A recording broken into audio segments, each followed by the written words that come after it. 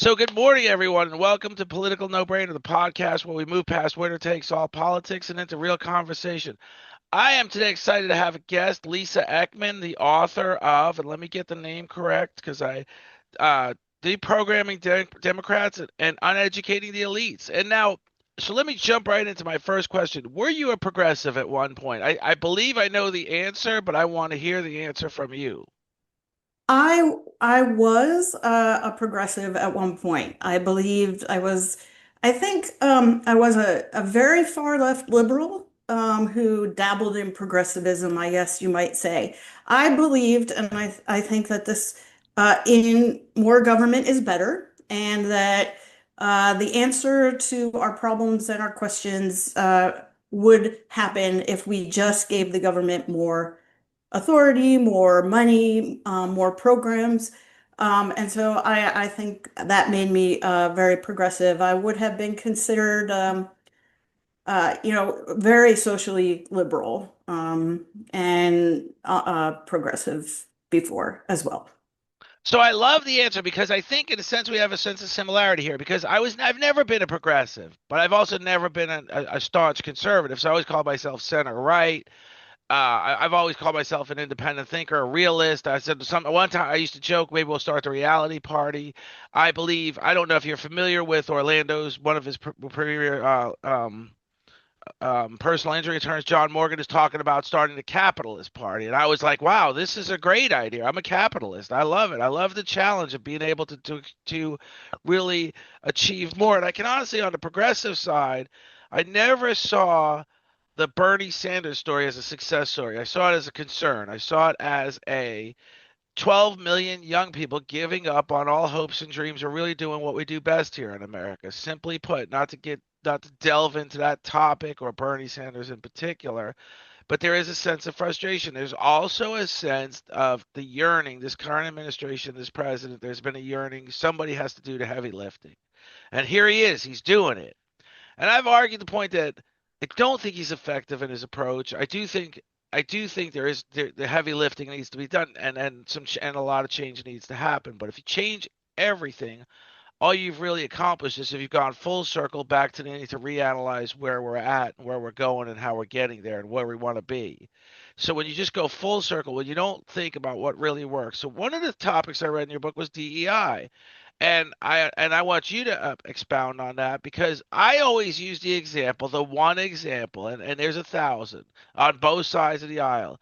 But the one is the bike racks on the front of public buses. That's a DEI initiative where we're accommodating people's. They don't have a car. The bus doesn't get them from point A to where they're going. It only gets them to a center to a landmark.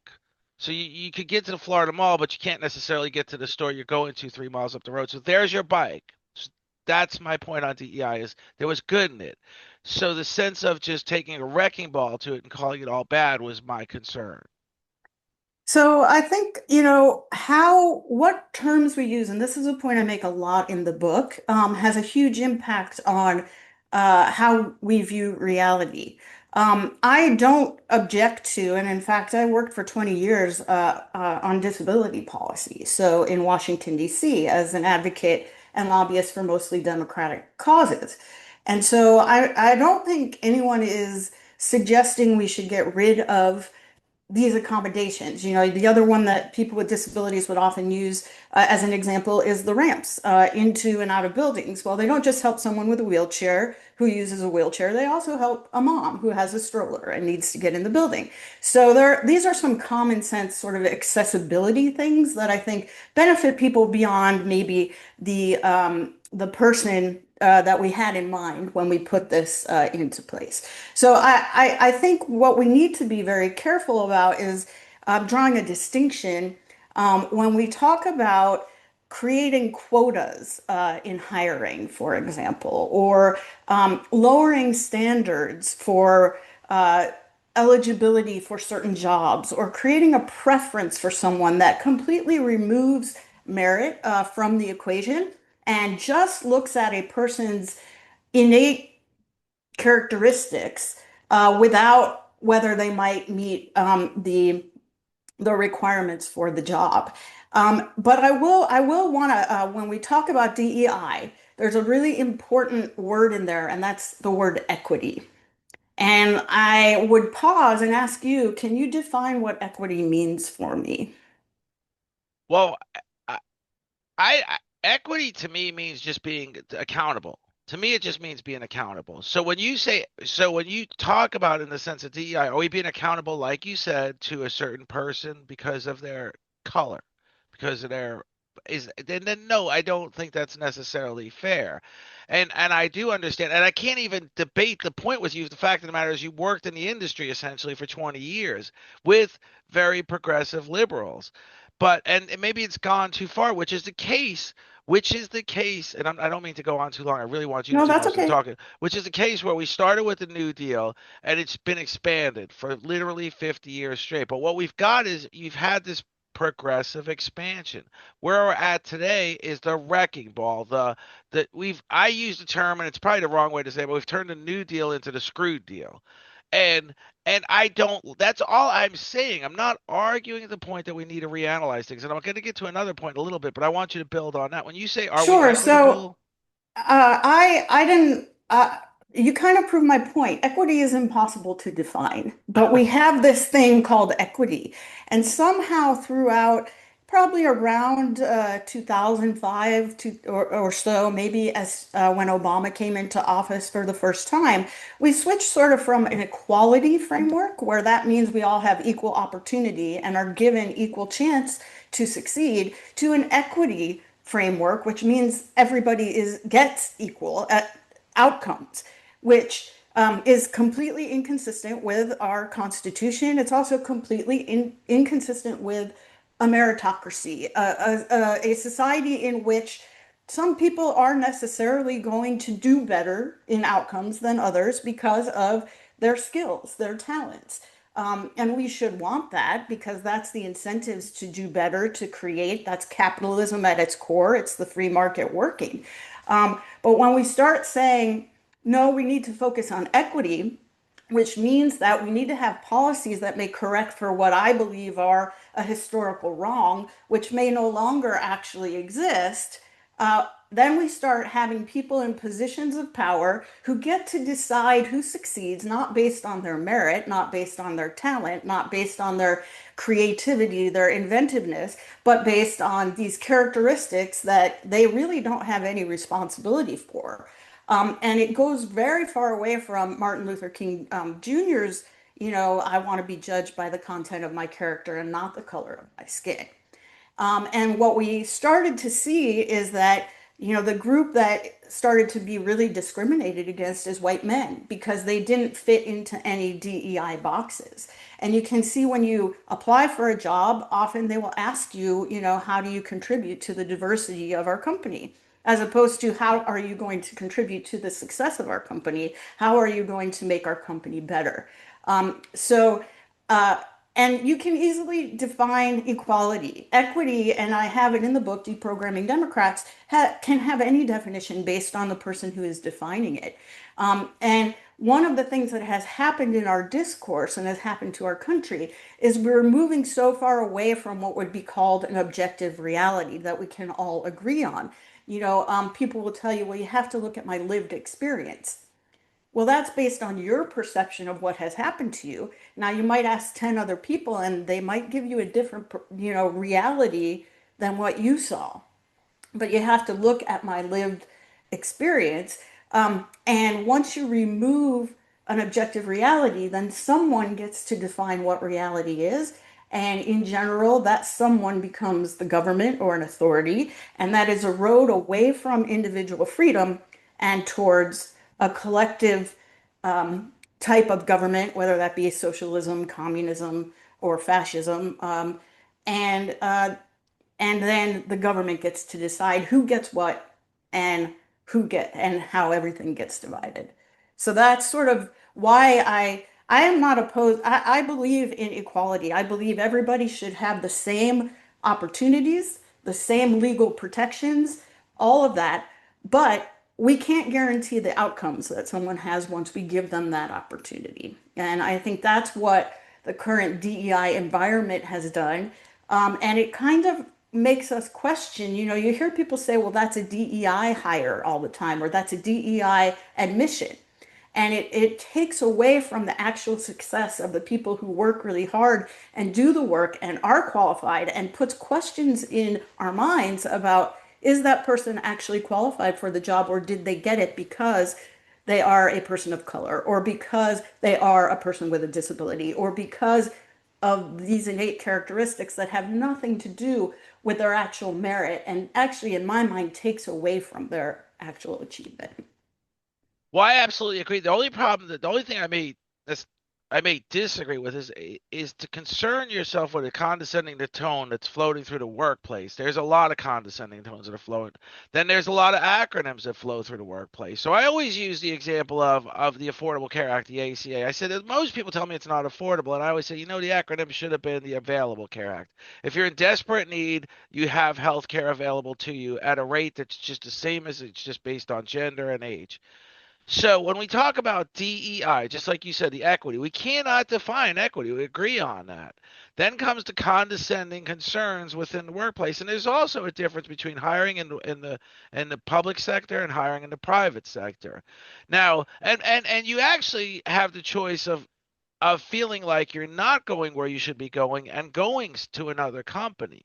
So I do. My only point here is, and I'm just going to land at my point, is there is some good that came out of the notion of DEI. There is some good, but the feeling is today that it was all bad. And my feeling has been, I tend to call it the Department of Government Efficiency. Let's analyze what's working. And again, it's just another acronym. It's not what it was in the beginning. It didn't really do what it hoped, or maybe it did in some people's eyes. It's not why I'm using the acronym at all. Let's break it down. If it means changing the acronym to DI, diversity and equality, if it means that, let's take the equity out because we both agree we can't define equity. But let's see what works about the program. And that's so much about what's going on today. So then comes the point, when I read your book, I I think of everything you're saying and I understand the frustrations. I understand you as a person on the left, not like you said, not necessarily a dedicated progressive, but you were very much on the left. I was never on the left or the right. I was always the one that said what works, what doesn't. I loved Ronald Reagan. I loved Jimmy Carter. Some people say Jimmy Carter was a great Christian, but he was a terrible president. I love the fact that we had a great Christian for a president. I love the fact that he really pursued peace. Does that mean he was weak? No. Some people perceive kindness as weakness. I didn't see that. But where we're at today, and when we think about you writing this incredible book, is the frustration that has come from 40 years of a constant building on one sense of mission. Add to championing the vulnerable. How more can we add to championing the vulnerable? So we get it. We need to pause. We need to rethink what we're doing and really overanalyze it, and then come to decisions. What we haven't done is we haven't analyzed it other than what you just said.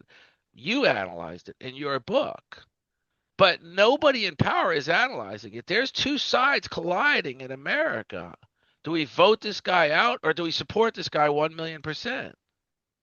And I think I wrote this book from the left perspective because that's the perspective that I have. That's the perspective, that I came from. I think there is sort of groupthink and indoctrination on both sides, and I reject the left versus right dichotomy at all.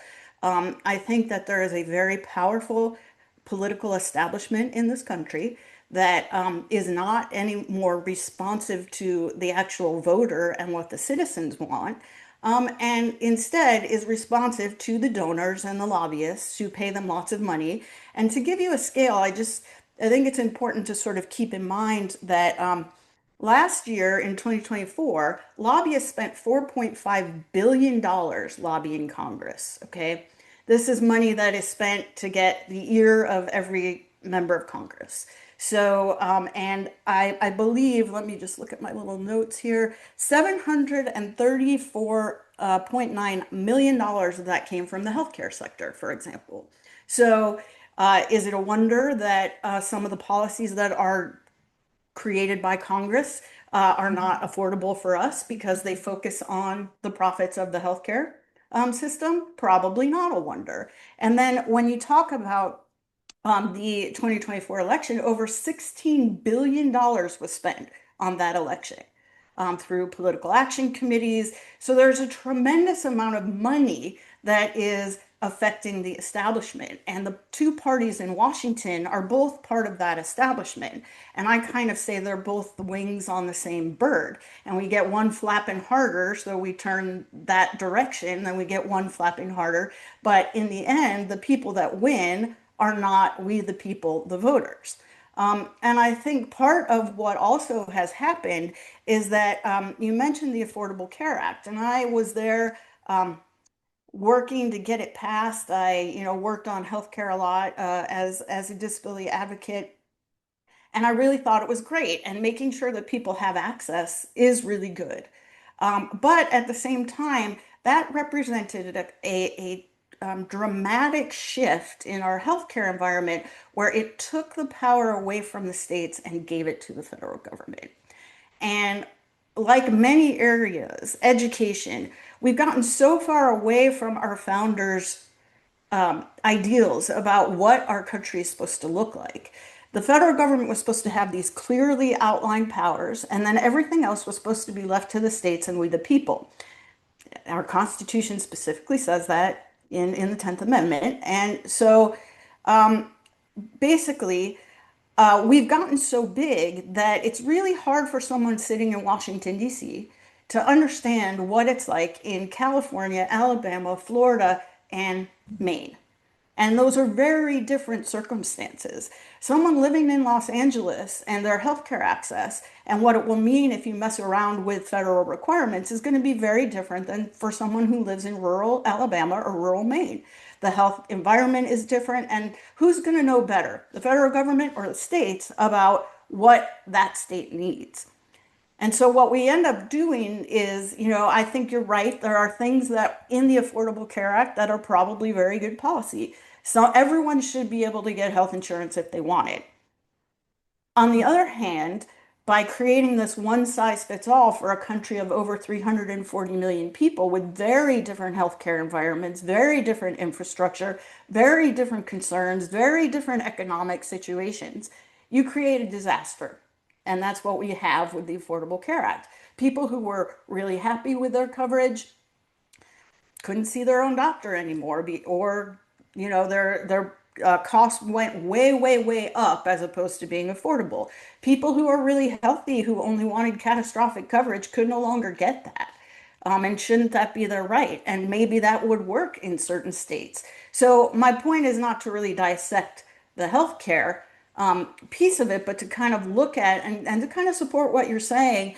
Not everything is terrible, but we've gone so far away from the in the vision of our country and of our founders in terms of having really a weak federal government and giving states the power and local control over things like education and healthcare, because those are not things that are delegated to the federal government, that we end up with these huge federal bureaucracies that cost a lot of money to implement that don't end up helping people. And I will give another example. When you look at welfare, like I don't want to see anybody be poor and I don't want to see any children starving. At the same time, if we look at how the outcomes for people who are receiving these benefits, can we really say that they are being successful? Are they getting better? Do they have better opportunity? Do they have better outcomes? And the answer on the left is more money, more programs, more universal basic income, more people receiving federal benefits without actually taking a look at, hey, is this actually improving people's lives? And especially for children, are their outcomes better? And I think one piece to look at for that is how our federal government disincentivizes marriage through these federal programs. One of the most telling characteristics for a child of what their outcomes are going to be is, did they have a two-parent family that they came from? You're much more likely to end up in poverty if you come from a single parent home, And, I want to just say, I think single parents, single moms, they do an exceptional job. It's extremely hard, but it is also going to make it that much harder for your child to succeed. Well, in order to get welfare benefits, you can't be married, pretty much. And all of these programs disincentivize marriage and disincentivize having a two-parent household. So, but we don't, as you were saying, we don't take a step back and say, okay, we've had this program for 50 years. How are the outcomes? Should we just keep putting more and more and more into that same approach? Or should we be thinking about how do we make these programs a support that eventually allows people to become independent and creates incentives and gives training and creates opportunities instead of creating a dependence. And we do see in the data a generational dependence. So if mom was on it, I'm going to be getting it, and so on. And is that really the life that we want? That we're trying to encourage with our federal dollars and with our program goals. So just a lot to unpack there, incredible information to unpack there from a person that worked in these programs for 20 years. So I just have to digress to you on a lot of it. But so I read Charlie Koch's book, and he basically alludes to Charlie Koch wrote a book from the bottom up. And he basically alludes to, or he doesn't allude to, he says it, that social programs are really hurting people, generally speaking. I didn't write the book, I read it. I'm not speaking for him, I'm just paraphrasing. But they are hurting people. I agree.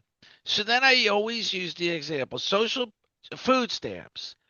Are Let me use the example food stamps. Is it the left that's insisting we have food stamps, or is it the right that comes to the realization that if we stopped food stamps, a lot of stocks in people's money markets would plummet because a lot of food stamps winds up in Walmart and pumps up their stock in Walmart's and then of every IRA, which is one point. That when you say one bird, it's one bird with two different wings and one flaps harder than the other. They're working in collusion. We're fooled by the notion that one side is working hard on this and the other side is working hard on undoing what. No, they work together closely.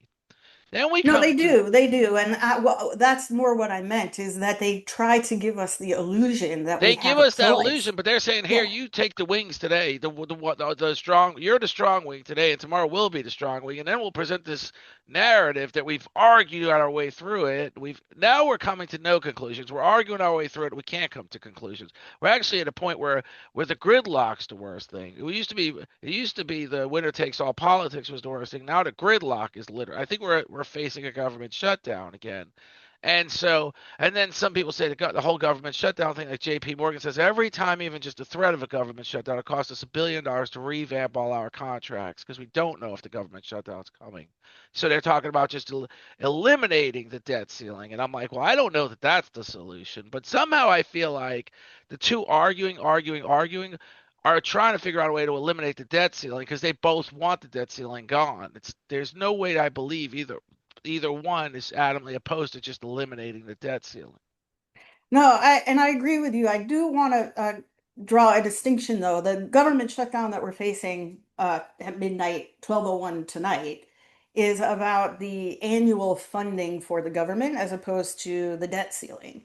And so this Right, is, right. yeah, this is just I think it's gone so far away from the process that the Congress is supposed to take in order to fund our government. We're supposed to have separate appropriations bill for every appropriations committee where it has a hearing, it gets vetted, people get to testify, they get to understand what is the labor, health, education and pensions committee going to include in the late or appropriations committee going to include in that appropriations bill. And now we shove it all into one bill, and nobody gets to see it or read it ahead of time. In this instance, what the House Republicans are suggesting is we just want what they call a clean continuing resolution. Just keep everything funded the way it was funded last year until up until towards the end of this calendar year, and then we'll fix it. Now, by this time, they should have passed all the appropriations bill. The president should have been able to sign each one or reject each one and have some say over what the funding levels are.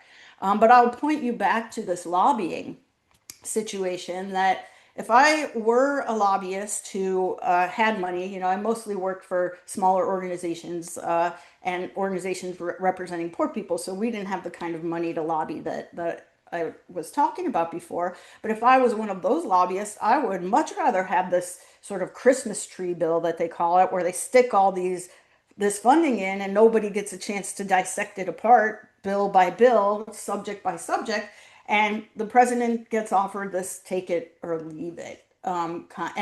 This is why it's almost impossible to cut spending. And we see ourselves in this situation like every year, practically. It's not like we didn't know September 30th is the end of the federal fiscal year. It is every year, so we have it again. And I think that a large part, of what the way that the bird works is to try to control us through fear. And fear is the oldest control mechanism there is, and it works really well because it shuts down people's ability to critically think. If you tell people, those nasty Republicans, they're going to cut your SNAP benefits, you're not going to have food to eat, um, then you're going to be afraid. And what happens when you get afraid is your reptilian survival brain in the brainstem takes over, and the only thing you care about is survival. So you're going to do whatever it is you need to do to survive. And this is what we see, this sort of tribal fear going back and forth, and then the left makes you afraid of this and the right makes you afraid of that, and now we're fighting each other and not really paying any attention to what they're doing while they're spending money, to fight wars that many of us don't agree with. But yet we have homeless veterans, and this is just an example of how they distract us using fear. And that's, I think, but I agree with you. Nobody up on Capitol Hill is serious about the debt limit because nobody is serious about getting our fiscal house truly in order and serious about having the conversations that we were talking about where you do in fact have to admit, maybe people on the right have to admit that some of these programs do work in some ways, and people on the left will have to admit a lot of these programs don't work at all as they were intended. And that we have an honest conversation about that, the impact that it actually has on real people, and how we might do a much better job if we return some of these things to state and local governments where they can actually be responsive and voters can actually hold the people that they elect in order to address these issues to account. When you are a sitting member of Congress and you're getting your share of that $4.5 billion in lobbying money to assure your reelection, it's really hard sometimes for your constituents' voices to break through. And that's why we see all the time, you'll see things are surveyed and 80% of the population in this country opposes something, but Congress keeps doing it over and over again. And that's because this money that comes in through lobbying, but also through these political action committees that, you're probably familiar with the Citizens United Supreme Court decision that Yeah, basically allows said anything. black money Anything. flooding our elections, right? Mitch McConnell's dream come true. Exactly. Although I will tell you that actually Democrats receive a lot more of that money than I the Republicans agree, do. but that's where we agree 100% is they can argue they're against it. So they can argue they're against it, but they're not against it. They loved it. I agree with you there. The Democrats loved it. There, when you talk about dark money, of course it's dark. So we don't know where it's coming from, and we really don't know real figures. But I can agree, whether knowing these figures or not, probably one side is getting more than the other. And they're both getting a lot of it, no matter how much is opposition they put in no matter how much opposition they put out there to the open, the narrative they developed about it. There's a thing. Stephen Miller has like his own action pack committee where he's trying to say the president should control the Supreme Court's budget, and Democrats are going, "This is an absolute outrage." What really Democrats are saying is, "We can't wait till we get the White House back because we want to control the Supreme Court's budget. We want to say there's no money for this case or no money for that case." There's total agreement on Stephen Miller's effort, but the narrative is we hate the idea and it's fascist. It's communist. He's gonna and Yeah, so and oh, go ahead. Well, I was gonna no go on to that because I was gonna unpack something else you just said that's really important to me. But go on. Let me Okay, let you. so what I would say about that is that part of what I had noticed over the years, the Democratic Party changed significantly over the time that I was working, but especially the time since I was a kid.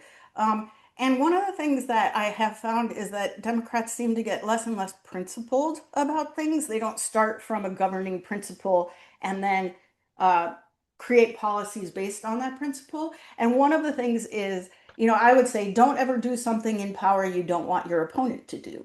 That would be, one of the principles that I would operate from, because if it's not good for me, it's not good for thee. Or if it is good for me, then it's good for thee. Right.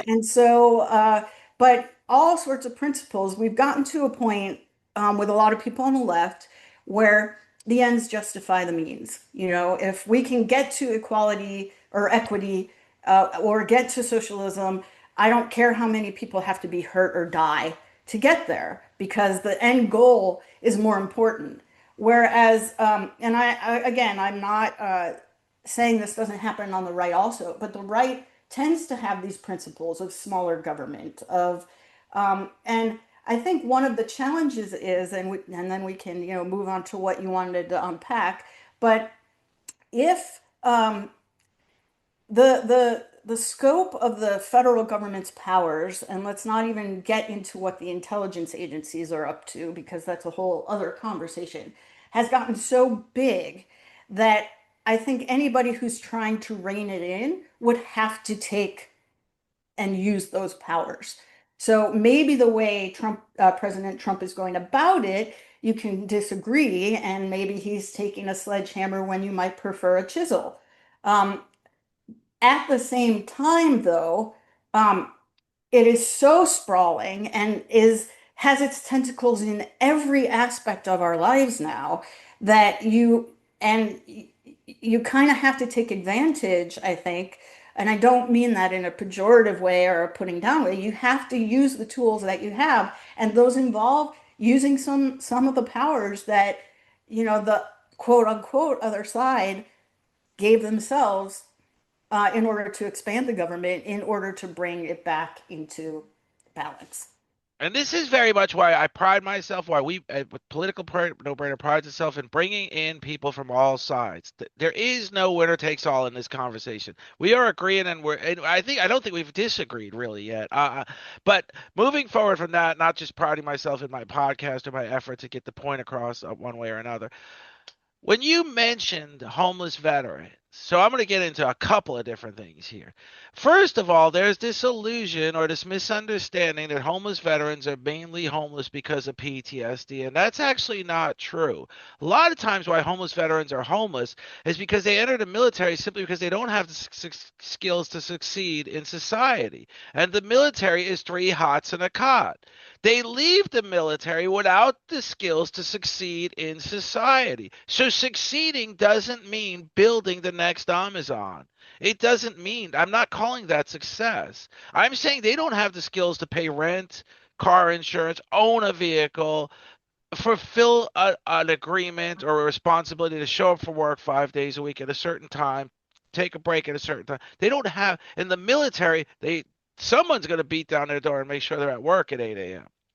So they leave the military without those skills. They wind up, the only thing they had that made them a stable human being was the structure of the military. Then they find themselves in this complex world with no place to live, which is another, I call it kids timing out of foster care. The same thing, they turn 18 and we throw them into this world. And it's with a certain amount of money from the state every week or month. And they have to pay rent and get a car and a job. And then they realize, so the only where I'm landing at with this point is education. How about we spend more time teaching people the skills, dropping life on them in the K through 12 education system? Then came the argument, not necessarily the argument, the black that there's you can't do it. The teachers union is the most powerful union in the world, well in the country obviously, but it's not going to change its curriculum. It's not going to deviate from anything it's doing. There is some success stories in charter schools where they have more ability to do their own thing. So I said, how about we create online courses that teach people a lot of important stuff?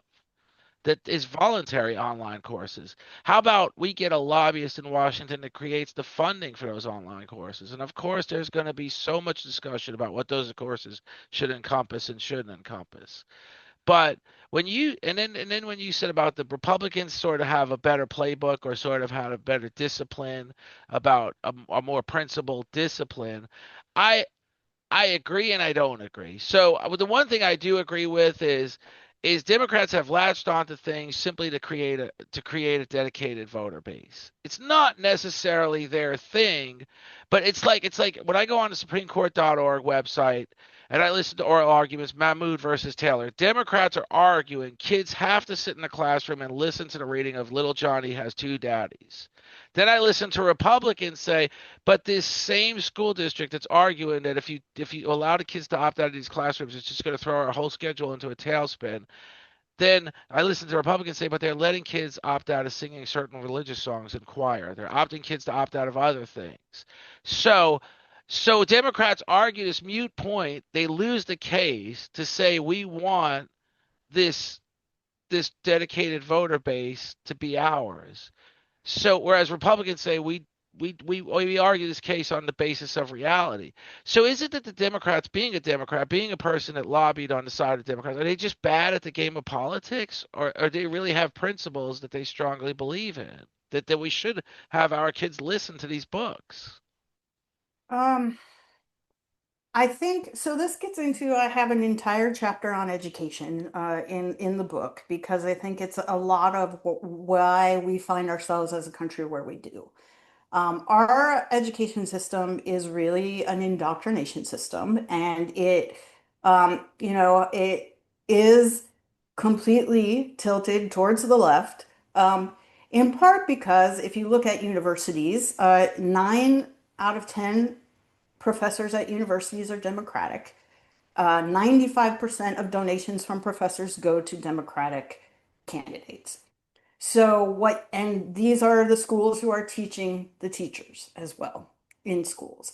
So there is a lot, and I think I talk about indoctrination in the book quite a bit, and I think that it's important to understand it's a process, and schools are used for this. They are used they go through all the steps that lead to indoctrination, which I can lay them out really quickly if you'd like to hear what the steps of Yeah, indoctrination are. absolutely. So the first one is repetition. You repeat over and over again that there are more than two genders. So you're indoctrinated to believe that there are more than two genders. The social context or socialization around that. So if you start very young in planting these ideas, and I'm using gender ideology as the example since it's something that you brought up, that is, the social context and socialization is telling you a few things. It's telling you a school is a safe place if you feel this way. Home may not be a safe place, so you should put your trust in your teacher and your school and not in your parents. It is the restriction of information. So they don't allow, that's the third step, is restriction of information that is different than what you're trying to be indoctrinated into. So if a child says, well, my mom says that because God created man and God created woman, there's only man and woman, what happens to that child? That child gets punished for saying that or told they can't say that. And that perspective is not allowed to be shared in the school. And that gets on to the next step in indoctrination is a system of reward and punishment. So when you reward a child over and over and over again for repeating back, there are many genders and all of that, and you punish them for when you don't. And you can take this to any sort of parts of what sort of the leftist ideology, the progressive ideology of deconstructing the United States, of, the idea that America is a bad country, that it's bad to be a patriot. If you're patriotic, you're a terrorist. Some of the things that we heard during the Biden administration coming towards people on the right. That is reward and punishment. And the last one is you use emotion to shut down critical thinking. Well, how does that apply in the context of the gender ideology? question is that you basically say, hey, if you don't affirm this child, if you don't tell this child who's a girl that she can be a boy, she's going to kill herself. You know, she's going to hurt herself. These poor, poor kids. We just have to support them no matter how ridiculous what they're saying is, we have to affirm them because otherwise they are going to hurt themselves. So those are the steps of indoctrination. And if you think about them again, repetition, social context or socialization, restriction of opposing information, reward and punishment system, and using emotion. And you think about the ways that they have especially in the identity politics space, that they have used that. You can clearly see an indoctrinated population, and I think that's part of what it is. And what that means is they are not thinking critically; they are parroting back what they have been indoctrinated to believe. And that's why you see when you ask a question, and one question I would ask people, is sort of like, so is it okay for a girl who is 12 years old to not want a person with a penis changing in front of her? It's not okay. And then then they'll try to switch it to, the poor trans boy, who believes he's a woman.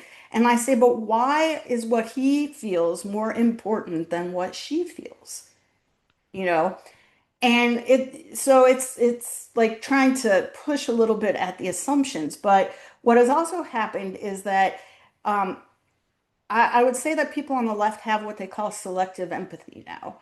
They have been told over and over again, you are supposed to use your compassion and empathy for those people who are marginalized or historically oppressed. And if they have a problem, if someone who's black or if someone who is gay is, feels a certain way, that's more important than someone who isn't a member of one of those communities. And your empathy should go towards them, and you will hear them parroting back the talking points they have heard over and over again that they've been indoctrinated with. So that's sort of, I think, an important piece, that education is indoctrination. And I 100% agree with you that part of what we are really facing in this country is a severe mental health crisis along with a living skills crisis. So, when you talk about a homeless veteran, it's not just PTSD. You are right. It is that person went straight from school where their entire day, every minute of their day was structured for them, into the military where everything was structured for them. And then they get out and we used to have everybody took shop, everybody took home ec, everybody took these classes. I remember being taught how to balance a checkbook when I was in school.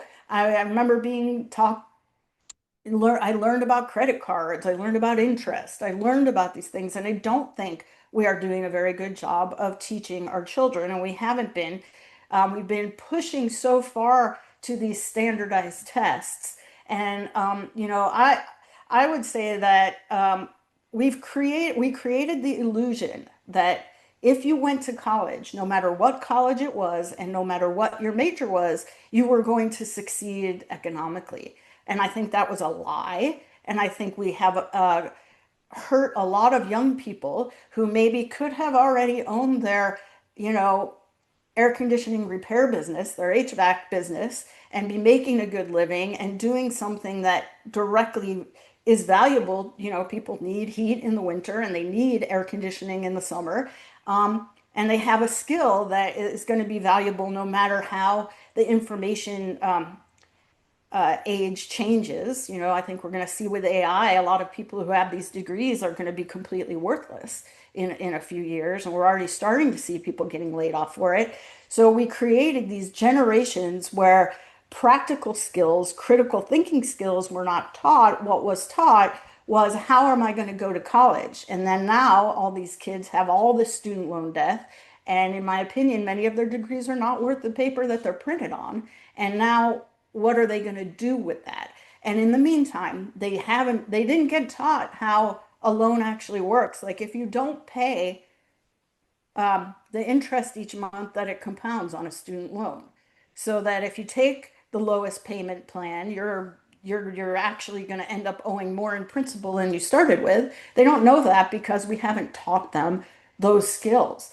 Um, and um, we really, I think, when we look at things like the gender issue, when we look at homelessness, under Reagan, who, I, during the time he was in office, hated him. My parents hated him. That was what a good liberal back then did. And, uh, and he closed a lot of our institutions that actually existed to help people who had difficulty maintaining a schedule and integrating into society.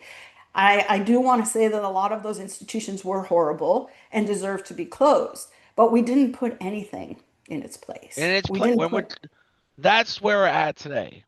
And yes. that's where we're at today. And that's where I am concerned. I'm not concerned with shutting down programs. I'm concerned with saying, what are we shutting down and what effect is it having and what should we be replacing it with? The whole idea of an analyzation of of government efficiency, analyzing government efficiency. What's working, what's not working, let's get rid of it, but what would work better, what would give us a better return on investment? And you correlated the living skills crisis across along with the mental health crisis. They go hand in hand, very much so. And there's another government efficiency where if we teach these living skills, will we? What would be the return on investment for the mental health crisis that may be mitigated? And the biggest concern that I have when you talk about the gender identity and the indoctrination, and I don't know that I agree, but I also am going to I didn't get into your book far enough. We talked about having this interview yesterday, and I got into the PDF as best I could. And I was like, I want to get into the conversation. Generally, we do this conversation over the phone, and then we have the. I said, no, let's just do it. Let's just throw caution to the wind and let's just do it. And so I do need to continue this conversation.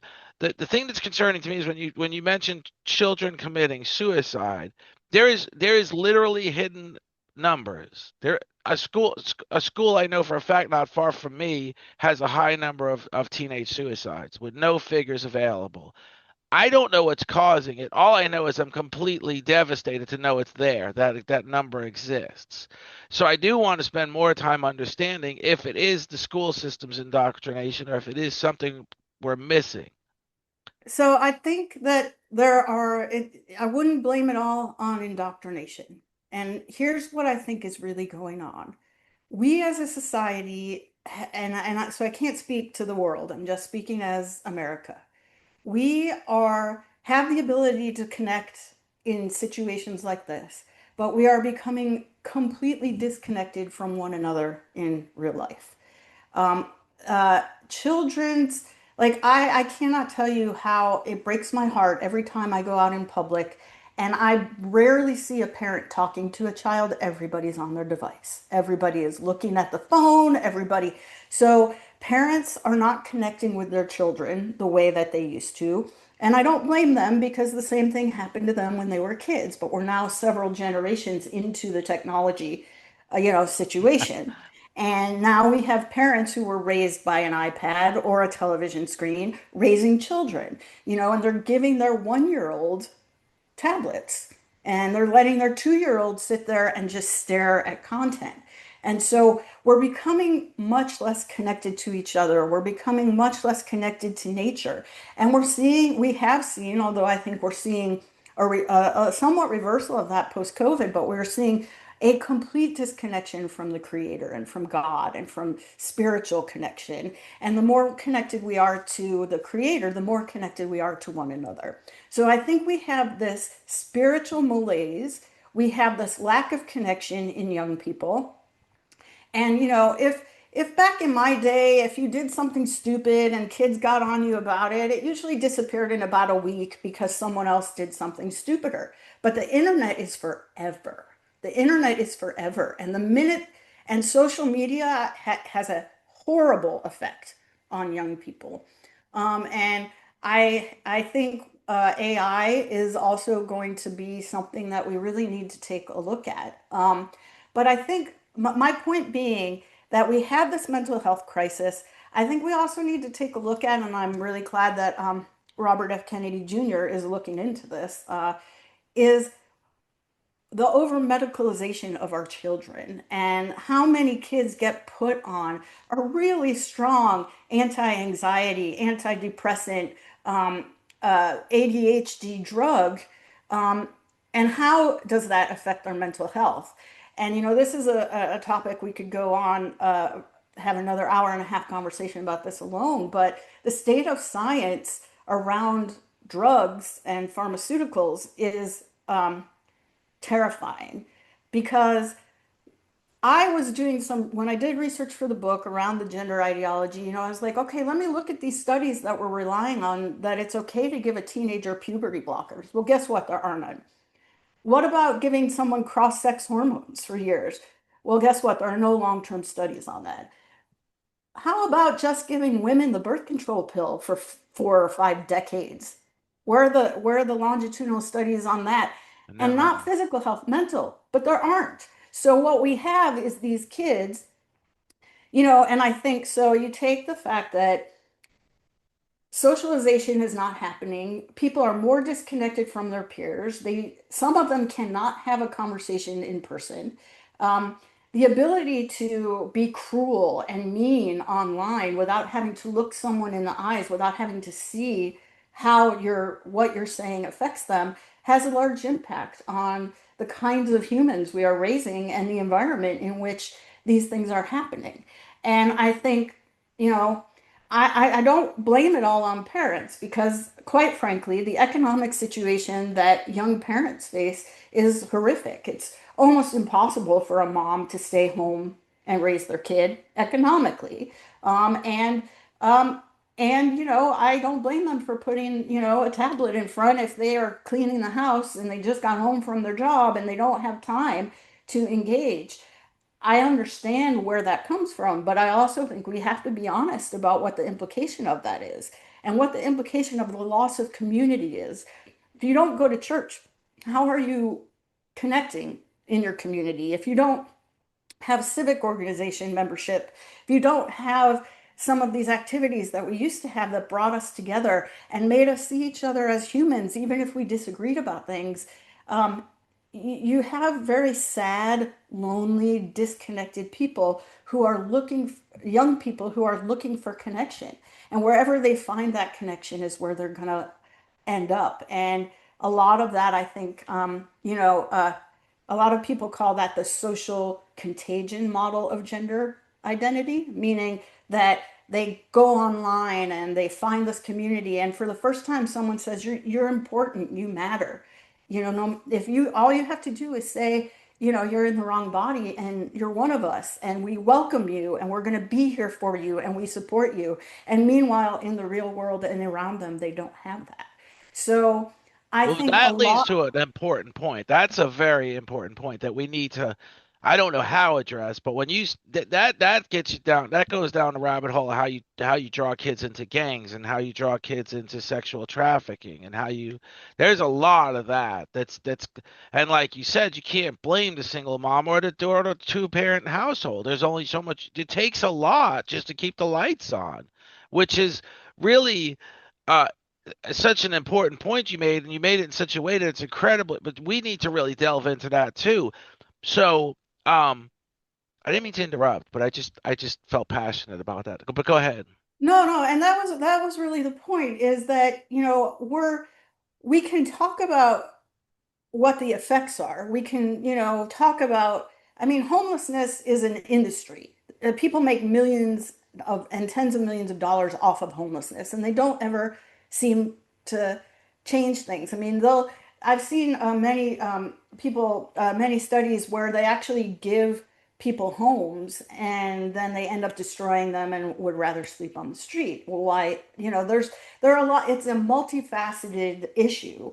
But my point, I think, really is that we avoid these conversations about mental health. Meanwhile, so many people are on antidepressants, so many people are on anti-anxiety drugs, so many people are dealing with mental health issues, and we, as a society, um, aren't, I don't think, dealing with like how do we address this? How do we fix it? And these things also contribute, I think, to the polarization that we see because, again, when you feel so disconnected and you don't feel connected to your other humans, when there is someone that you've been told hates you or is afraid of, or you should be afraid of, it's much easier to dehumanize them and much easier to do things like celebrate if they get killed or to uh, you know like laugh when bad things happen to them.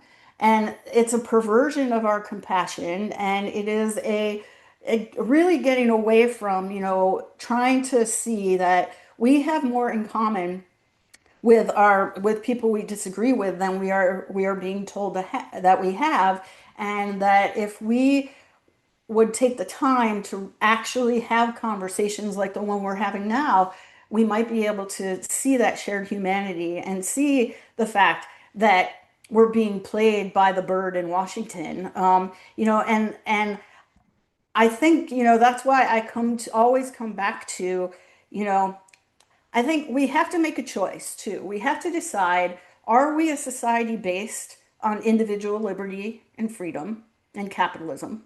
Or are we a communal society, a communist society, a socialist society? And I think, I fall square on the side of individual liberty, but you can't have both. And the challenge is that what we have done is we've outsourced um, our charity to the government. We've outsourced our community to this government in Washington, D.C. Instead of everybody taking some time, and again, it's very challenging to, given what we're talking about the economic reality that people face in this country.